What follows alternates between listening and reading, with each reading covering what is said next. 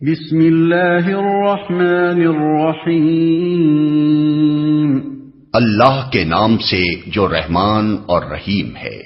افتطمعون ان یؤمنوا لکم وقد كان فریق منهم یسمعون کلام اللہ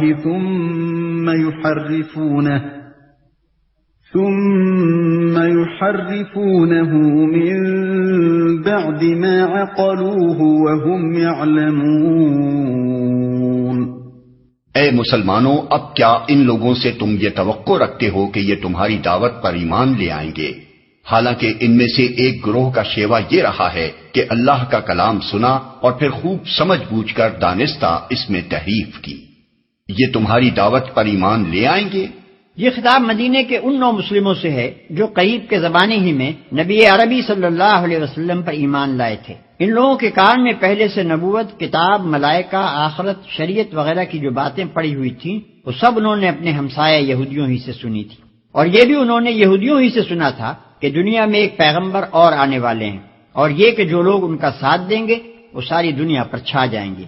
یہی معلومات تھیں جن کی بنا پر اہل مدینہ نبی صلی اللہ علیہ وسلم کی نبوت کا چرچا سن کر آپ کی طرف خود متوجہ ہوئے اور جوق در جوق ایمان لائے۔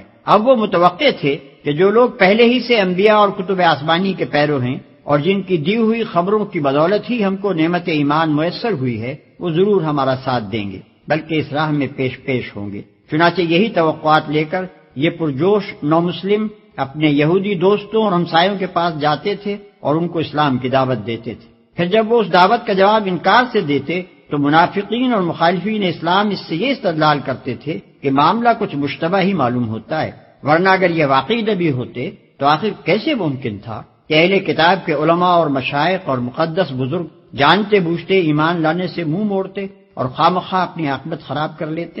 اس بنا پر بنی اسرائیل کی تاریخی سرگزشت بیان کرنے کے بعد اب ان سادہ دل مسلمانوں سے کہا جا رہا ہے کہ جن لوگوں کی سابق روایات یہ کچھ رہی ہیں ان سے تم کچھ بہت زیادہ لمبی چوڑی توقعات نہ رکھو، ورنہ جب ان کے پتھر دلوں سے تمہاری دعوت حق ٹکرا کر واپس آئے گی تو دل شکستہ ہو جاؤ گے۔ یہ لوگ تو صدیوں کے بگڑے ہوئے ہیں، اللہ کی جن آیات کو سن کر تم پر لرزہ طاری ہو جاتا ہے انہی سے کھیلتے اور تمسخر کرتے ان کی نسلیں بیت گئی ہیں۔ دین حق کو مست کر کے یہ اپنی خواہشات کے مطابق ڈھال چکے ہیں اور اسی مست شدہ دین سے یہ نجات کی امیدیں باندھے بیٹھے ہیں۔ ان سے یہ توقع رکھنا فضول ہے کہ حق کی آواز بلند ہوتے ہی یہ ہر طرف سے دوڑے چلے آئیں گے۔ پھر خوب سمجھ بوجھ کر دانستہ اس میں تحریف کی۔ ایک گروہ سے مراد ان کے علماء اور حاملین شریعت ہیں۔ کلام اللہ سے مراد تورات، زبور اور وہ دوسری کتابیں ہیں جو ان لوگوں کو ان کے انبیاء کے ذریعے سے پہنچیں۔ تحریف کا مطلب یہ ہے کہ بات کو اصل معنی و مفہوم سے پھیر کر اپنی خواہش کے مطابق کچھ دوسرے معنی پہنا دینا جو قائل کے منشا کے خلاف ہوں۔ نیز الفاظ میں تغیر و تبدل کرنے کو بھی تحریف کہتے ہیں۔ علماء بنی اسرائیل نے یہ دونوں طرح کی تحریفیں کلام الہی میں کی ہیں۔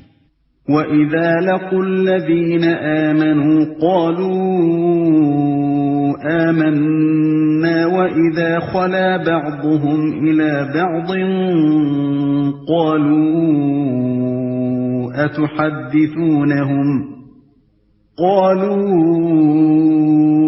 أتحدثونهم بما فتح الله عليكم ليحاجوكم